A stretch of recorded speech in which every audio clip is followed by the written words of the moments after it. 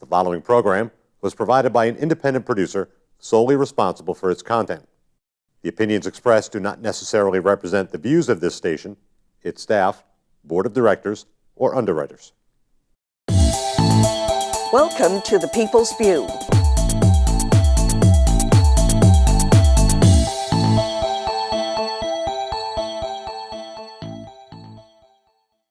Hello, and help me welcome our guest for today, Jim Donchess.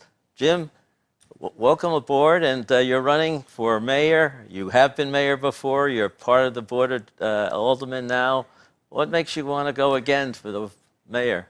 Well, my wife and I love Nashua. We've raised our family here, and I think I have unique experience. I've been mayor before, and I think I have a vision for the city which can really make progress and make Nashua a success again. You know, and I was mayor before we were the best place to live in America, at least on the Money Magazine scale, and I think we can make Nashua a premier New England city again. Well, how are you going to do that if you're elected? What's going to change? Well, I think there's a lot of things we've got to do. Number one, we need to have good schools. We need to have a stable tax rate, so we've got to be careful with our money. I think rail service would help. If Nashua could become a place that is known for good schools and we had rail service to Boston, it would be a game changer for our economy. So bringing jobs in that fashion, I think, would be a very big help. We need a vital downtown. One thing that's lacking in downtown is enough downtown residents. We have areas of the downtown where very few people live. We need market rate housing downtown so that young people who would like to live downtown and older people, so-called empty nesters who would like to live down in the central city on Main Street, they can do that. Our campaign headquarters is at 95 West Pearl, which is just west of Main Street on Pearl, and it's really fun being downtown, being there at night. Even though I live close to downtown, I'm not walking around on Pearl Street that often at 9 or 10 o'clock at night, but now that we have the headquarters, I am, and it's just a lot of fun, and I think people would like to live there. So you're attracting a lot of people down there? We definitely are, but as a long-term venture, of course, we need to have downtown residents and more of them. If you think about downtown, and you think about what is the most healthy area of downtown, it is really, I think, Railroad Square, where you have a group of businesses in Railroad Square who are all doing well, and then if you go down on Main Street to the Nashua River Bridge and a little bit south, all those businesses are doing pretty well. And one big reason for that is that there are residents in that area. There's the North End, close. There's Clock Tower Place, which is 350 units. There's now Cotton Mill Square. There's a little condo. The Jackson Fall condos are there. And those people help to subsidize or patronize the businesses that exist in Railroad Square. So we really just need to move further south and develop market rate housing elsewhere. Are there areas that you have in mind for putting up those apartments that get more residents? Well, there are many places where you have underutilized pieces of real estate. One place that I proposed about some time ago was the School Street parking lot. So we have an underutilized parking lot with a parking garage right next door. So I proposed that we put out a request for proposals for the School Street parking lot. That actually passed the Board of Aldermen. I think it was unanimously. Now, the administration has never put out the request for proposal, so we've not received any interest yet, but if that ever happens, and if I am mayor, certainly it will, then we can find out about that parcel. But as I talk to people who are involved in building housing, both in Lowell and Manchester, I think it is definitely realistic that we can establish market rate housing downtown, bring middle income, people with income into the downtown to live and make our downtown experience more vital. What about the Broad Street Parkway? Is that going to increase downtown? Is that going to help develop? Well, we don't know what effect it will really have. Of course, the rationale for the projects changed over time. It began as a traffic relief measure. Now people are talking about it as something that could result in more industry downtown. I think that's possible. As far as traffic goes, we really don't want to make any changes till we see what happens with the traffic after the Broad Street Parkway opens. I mean, there's theories as to what will happen, but that's it. Yeah. There's no actual experience. I mean, one thing that I think would be a mistake would be to allow any type of strip mall development on the Pine Street extension area at the end of the Broad Street Parkway. We need residents, we need industry or offices, we need new housing. We don't need more strip malls in the downtown.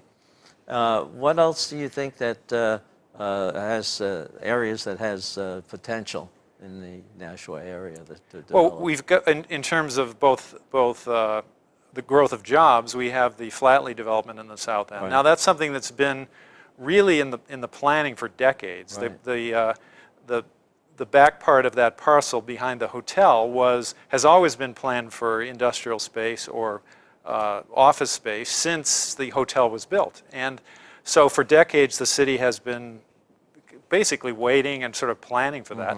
Now, in more recent years, that's become realistic, financially viable, and now we see about 600 units of apartments and a number of office technology type structures, and so there are a number of jobs there now. But there can be more. And one thing we need in the south end is an exit 36 south. The traffic in the south end is very congested around exit 1.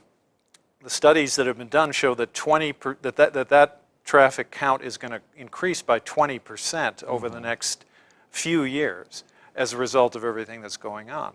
Now, one way to solve that or to mitigate the effects of this new traffic is to establish exit 36 south so that people coming south from New Hampshire on the Everett can get off right at 36 rather than having to go onto Spitbrook Road and then make their way to the mall. When I was mayor before, and when at first there was no even exit 36 north, there was nothing like that. So what happened was I worked with the Dukakis administration, with the DOT down there, with Sanders, which was then the predecessor to BAE, and they owned part of the land. And the reason we needed the Massachusetts and the Dukakis administration and Mass DOT is that exit 36 north goes through part of Massachusetts. And when 36 was built, there was no 36 north. So we worked with them, and they allowed us, the state, to use the land. BAE or Sanders allowed the state to use part of their land, and exit 36 was built. But it took a lot of working together with a number of different entities even to make that possible. So your experience was very good then working with Massachusetts. It was, yes. Do you think that might also work to help your railroad expansion too? I think that yes, I think that we can definitely work with Massachusetts to make the rail a possibility. I mean, obviously there's some problems in the legislature, but from my point of view, the support for it has been disorganized. You know, I went once when the House cut out the $4 million. So we've gotten to a certain stage, and now the next step is to do more detailed engineering and to do an environmental impact statement that is necessary for federal help with a project, and we need federal help with a project. There's a lot of transportation money that the federal government has.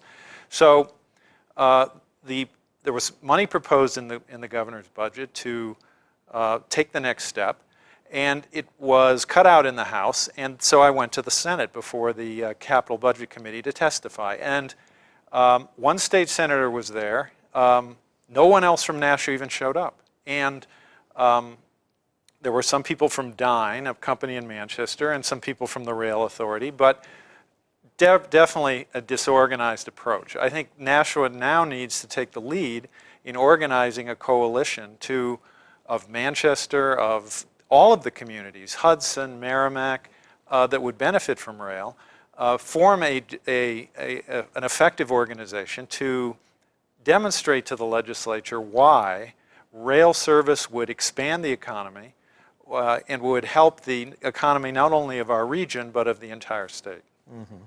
Well, I know the current mayor has been looking at Massachusetts to help and maybe even just bring it up to the border. have a station at the Pheasant Lane Mall. Would that be something that that's the first step anyway? I mean, is that they're Well, talking I about think the that? study by the Rail Commission showed a few things. First of all, it is unlikely that Massachusetts is going to pay to extend the rail service just to the New Hampshire border.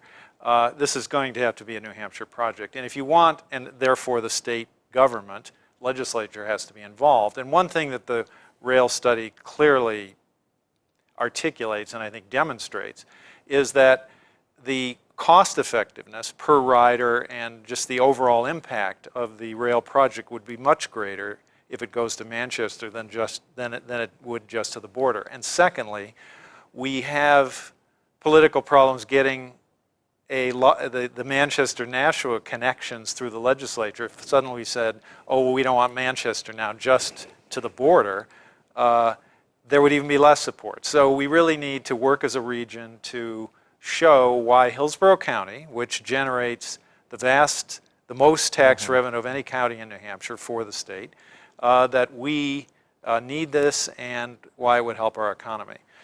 When I was mayor before, we had a similar problem, which was that the Everett Turnpike was 2 lanes. There was no exit 8. We had a lot of traffic congestion. We were generating all kinds of tax dollars. We had a lot of technology industry. And yet, everybody was ignoring us. The widening of the Everett wasn't even on anybody's radar screen. Exit 8 was not even being discussed.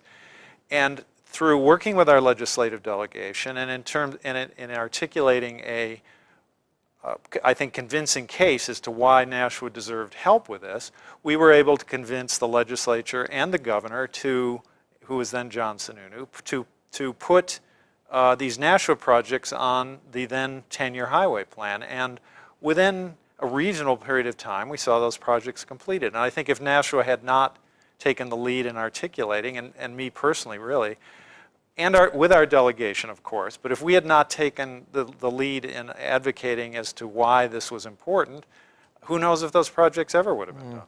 Well, I agree. You have to get more support. As you probably know, I'm on the highway committee, and we couldn't even get Phase 1 have recognition.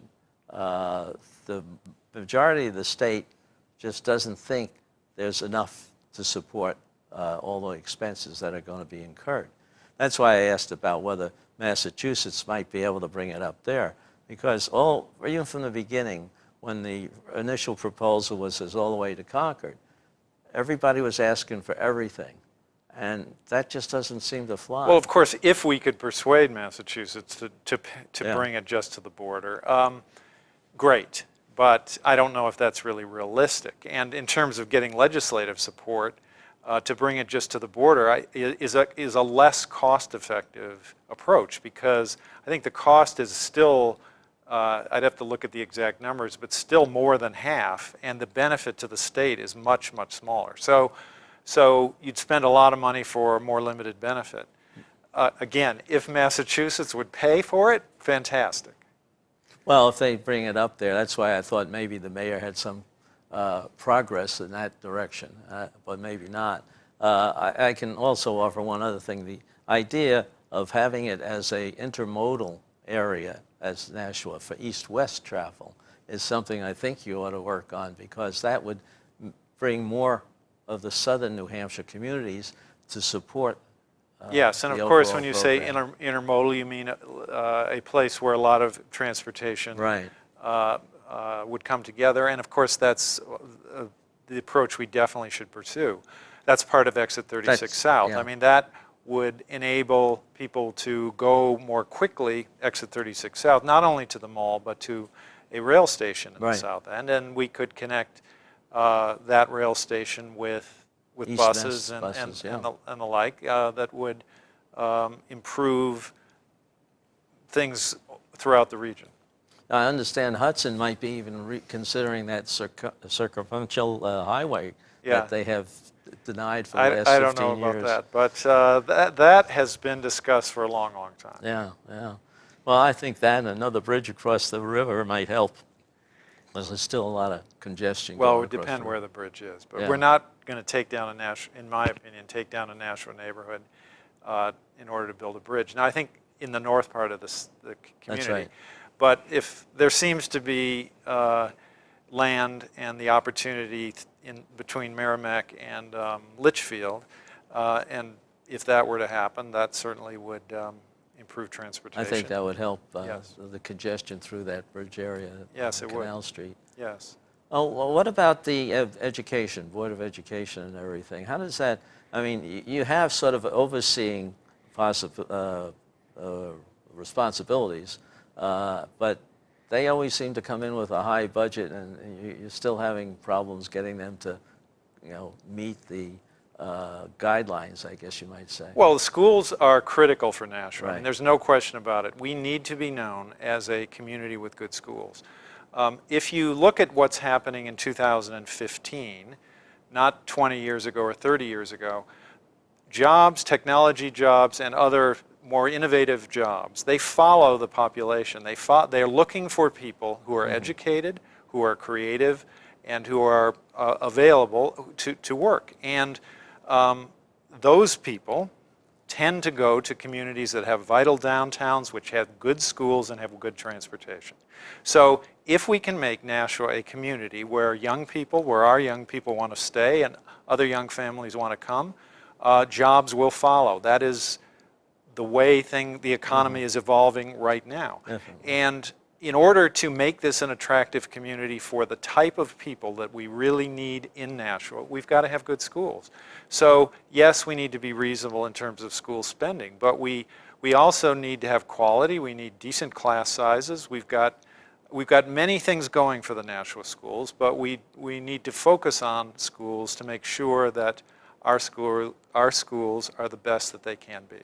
Do you have any ideas of where we could push some pressure or changes? Well, of course, the mayor and the Board of Aldermen Right. deal with really the bottom line Right. of the budget for schools, and the school board, as you pointed out, handles the details of how the money gets spent and the administration, curriculum issues, and the like. But but if we look at the school system as a whole, we have some very strong assets at the high school level. We have really good AP courses where more kids than in any other place in the state take AP courses, and they do very well with them. AP is, of course, advanced placement. This is an advanced type of course taken by ambitious students. And then at the end, there is at the end of an AP course, advanced placement course, there's a test that is the same test given nationally, and the student scores either 5, 4, 3, 2, 1, 5 being the highest.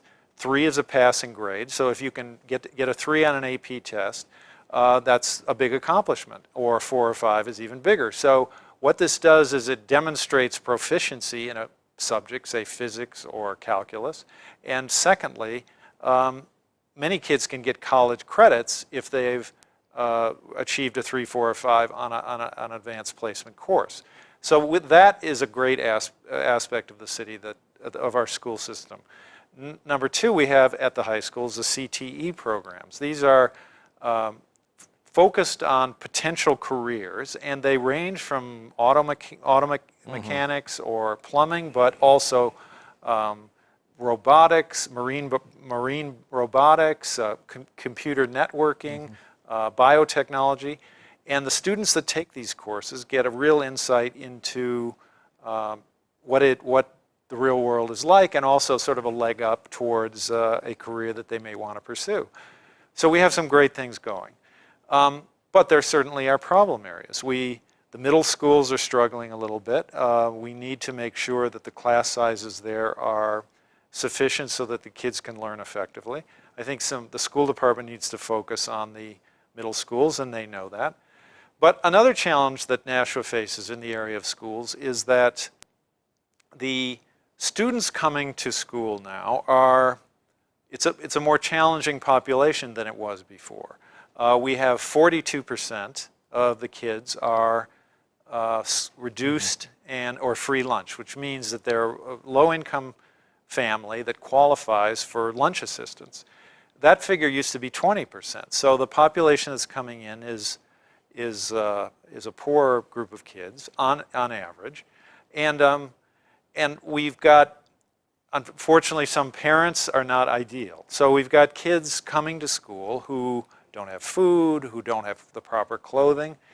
And as I talk to teachers, especially door to door, I run into a lot of teachers as I'm going around, and of course parents and other people as well. But some of the stories that I've heard, you have to think about and be concerned about.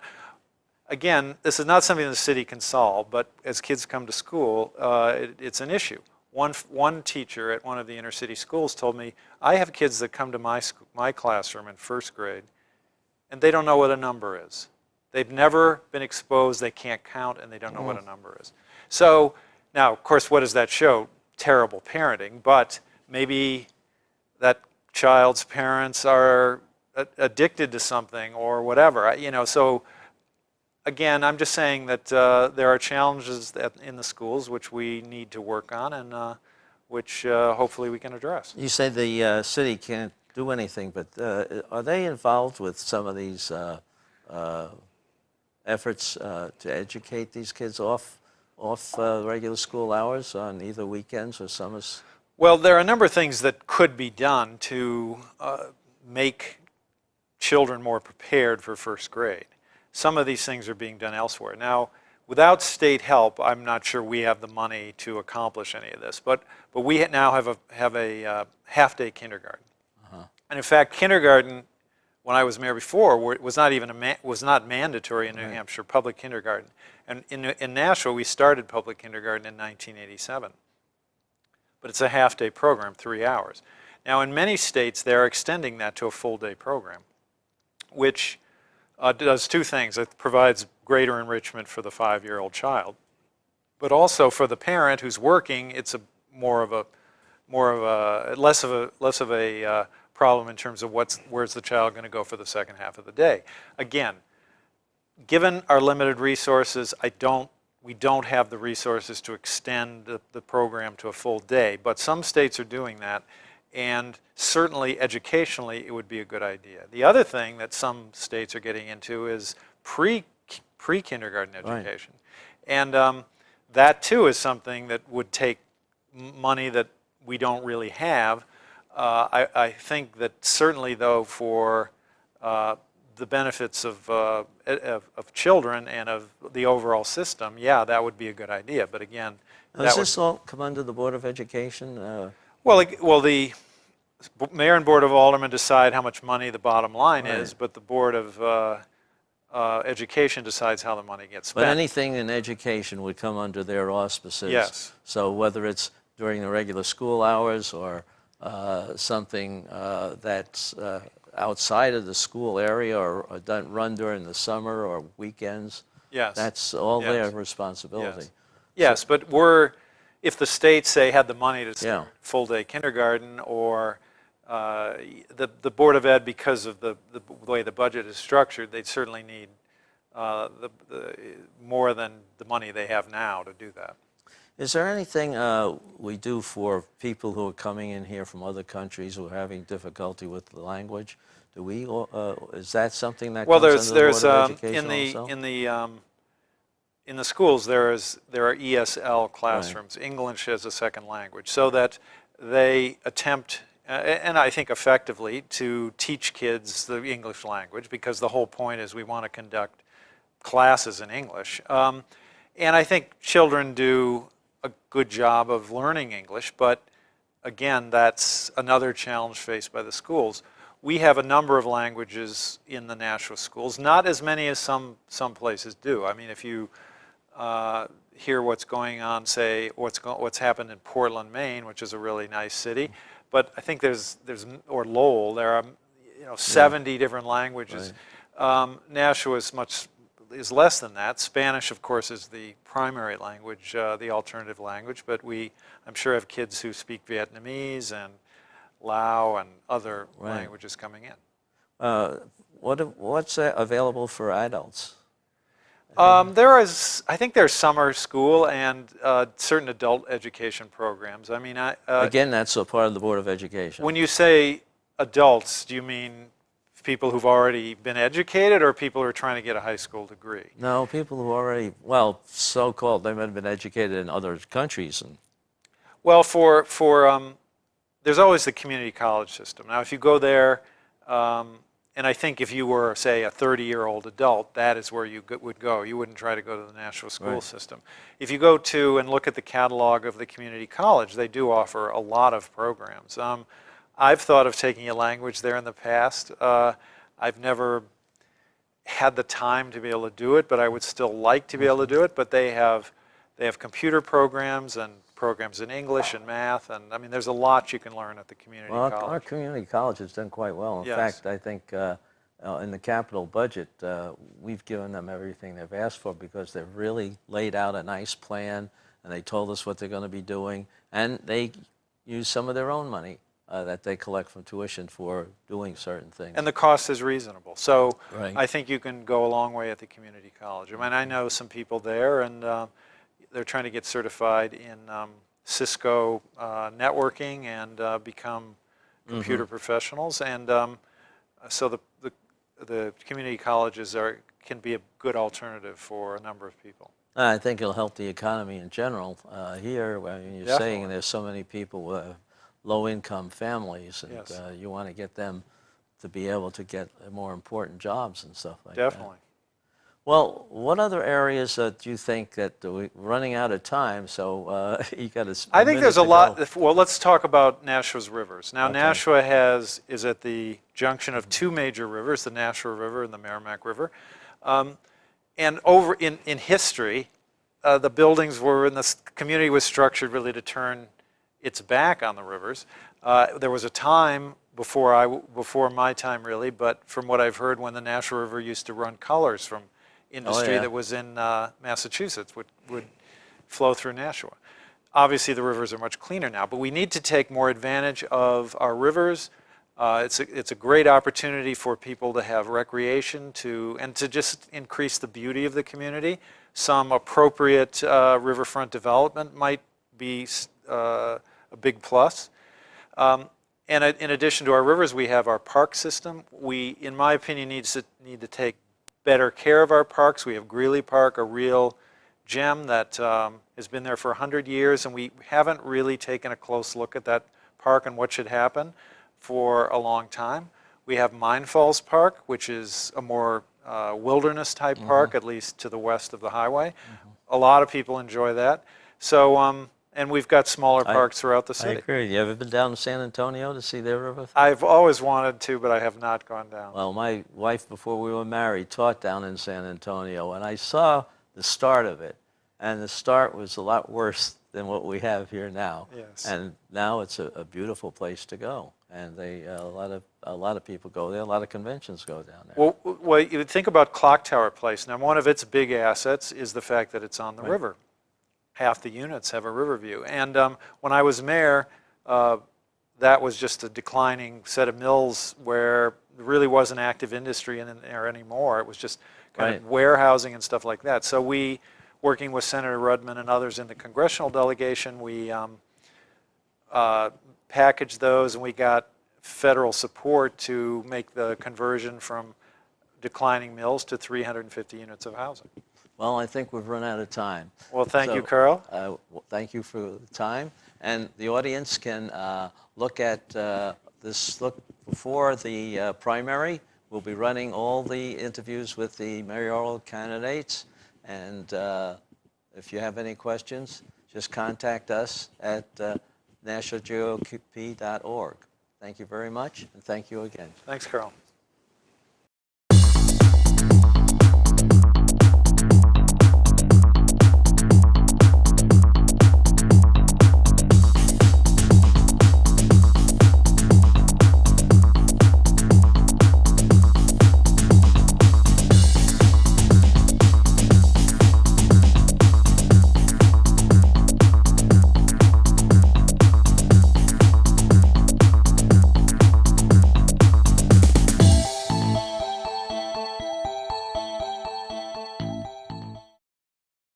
The preceding program was provided by an independent producer solely responsible for its content. The opinions expressed do not necessarily represent the views of this station, its staff, board of directors, or underwriters.